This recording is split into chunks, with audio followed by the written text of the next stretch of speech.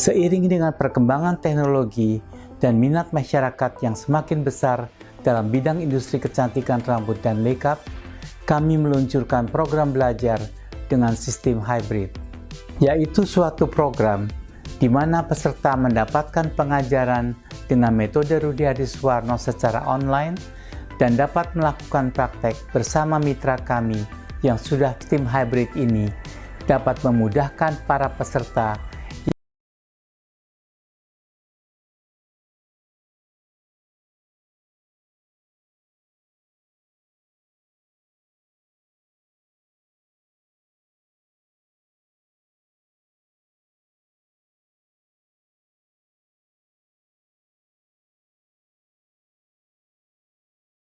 Balik lagi di kursus salon murah. Di video kali ini aku mau jawab pertanyaan dari Rahel. Jadi Rahel ini pernah ambil program hybrid di tempatku yang kerja sama Pak Rudi. Jadi dia nanya kayak gini nih, aku kan kerja pagi pulang jam 1 malam, jam 1 siang, entah jam 1 malam, nggak tahu deh, kayaknya jam 1 siang deh. Kalau kerja pagi salon aku tutup, buka pas aku pulang kerja aja. Menurut Mbak Welly, aku harus rekrut pegawai kah buat jaga salon?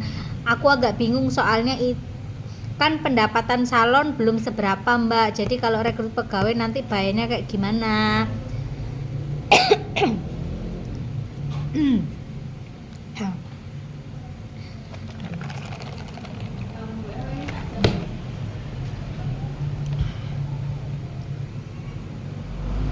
Jadi kayak gini, pertanyaan kamu bagus banget.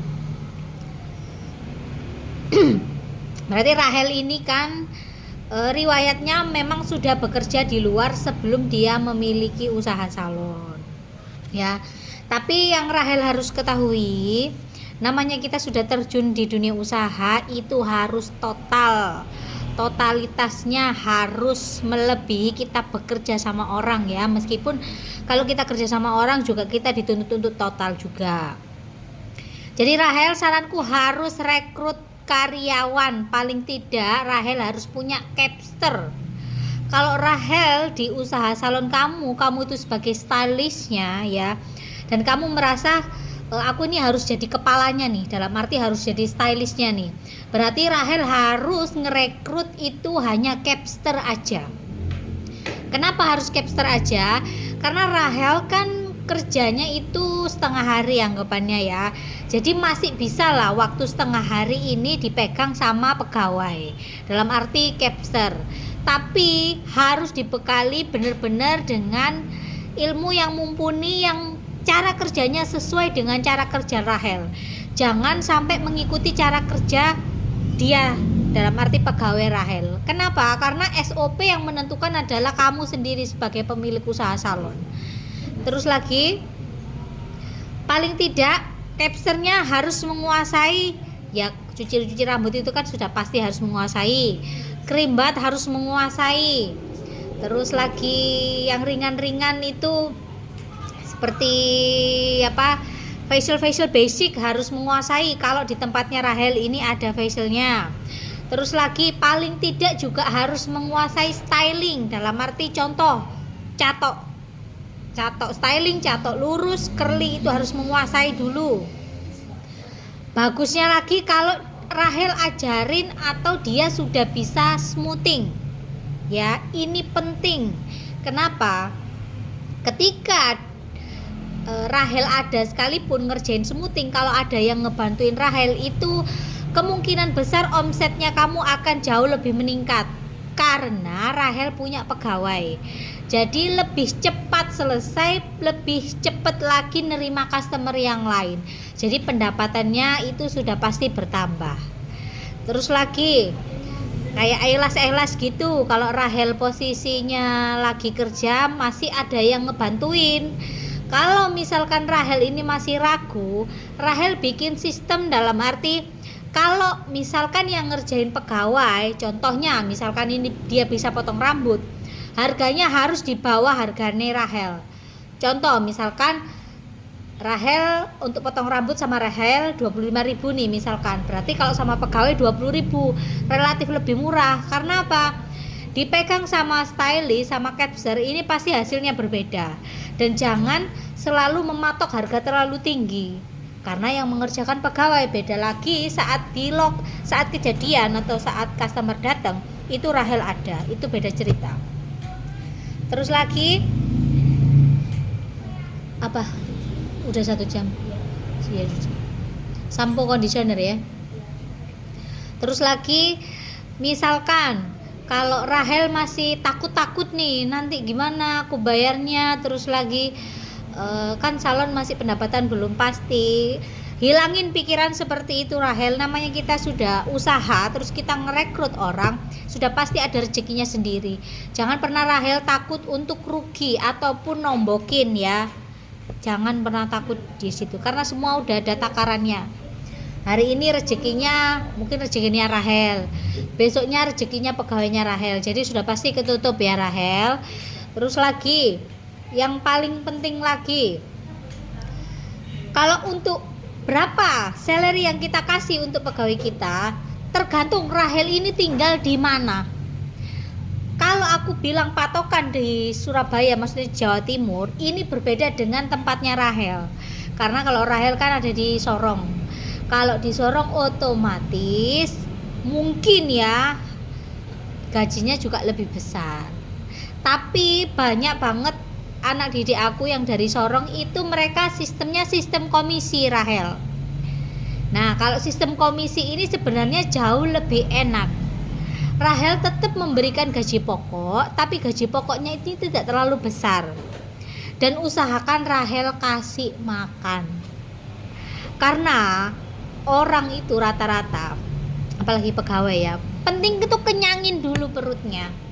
Nanti dia akan kerjanya akan lebih bagus. Beda lagi dengan dia bawa makan sendiri atau beli makan sendiri, itu beda rasa.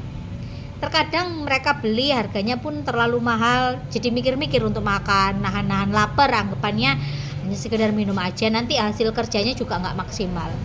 Jadi lebih baik misalkan Rahel pakai sistem komisi, gaji pokoknya berapa, teruslah komisinya ini berapa persen, tergantung kalau wilayah di sana. Kalau Rahel masih bingung, perhitungannya gini, misalkan kerimbat di tempat Rahel 100.000, misalkan nih ya, dari 100.000 itu kasih aja komisi ke mbaknya. Setiap kali ada orang kerimbat, kamu dapat entah itu 10.000, entah itu 20.000 ya. Anggap aja satu hari, kalau dia sudah main komisi gitu kan dia bisa hitung-hitungan sendiri. Kalau dia bisa rayu customer untuk ngambil treatment-treatment yang lain, otomatis gaji dia setiap bulan akan lebih naik lagi.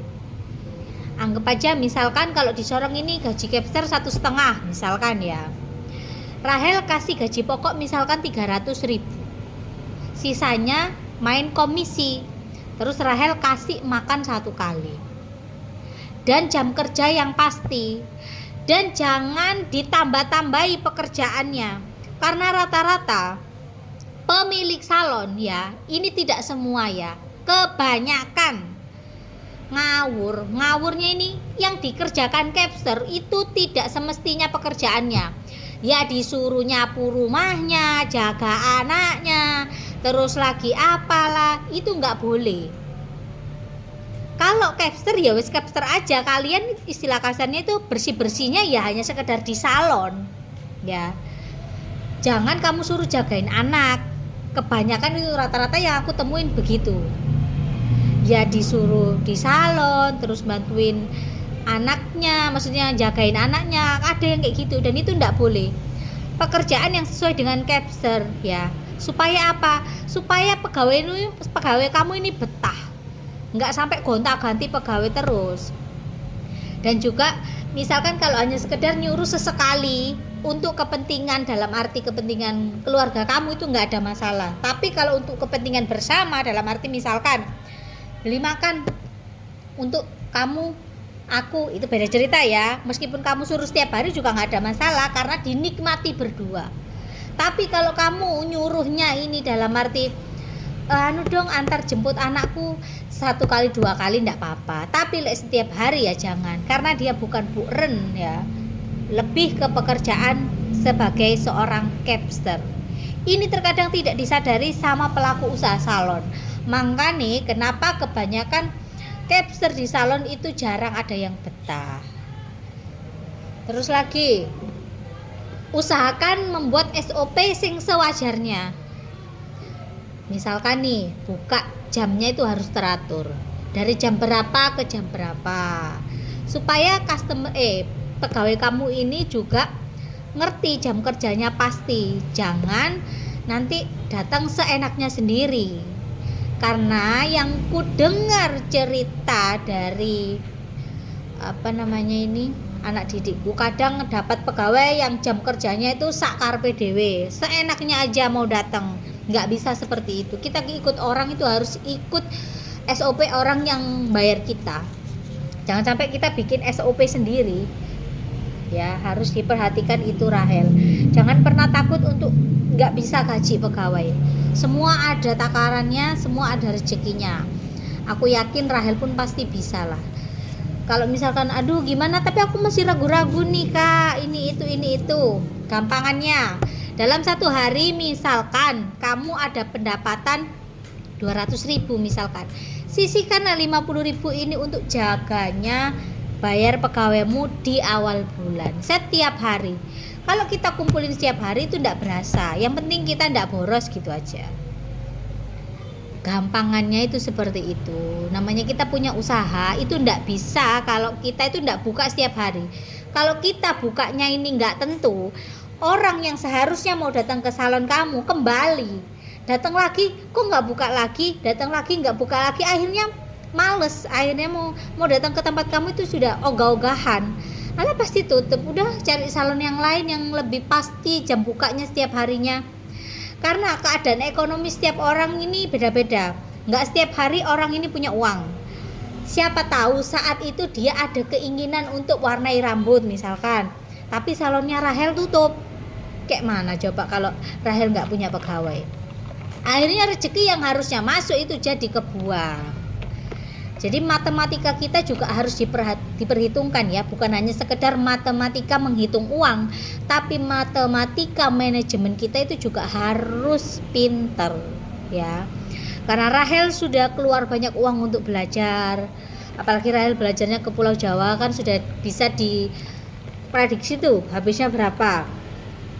Jadi rugi kalau misalkan Rahel ini nggak punya pegawai. Nggak usah yang pegawai banyak-banyak, cukup satu aja. Karena apa? Rahel kan cuma setengah hari di luar. Habis itu Rahel pulang bisa jaga salon lagi. Ya, sering-sering bikin promosi supaya salonnya Rahel juga tetap selalu kelihatan on lah, selalu kelihatan istilah kasarnya menarik untuk dikunjungi ya. Nggak ada lagi yang harus ku sampein. Aku rasa sudah cukup jelas ya Rahel. Mulai sekarang mulai melebarkan sayap, cari pegawai.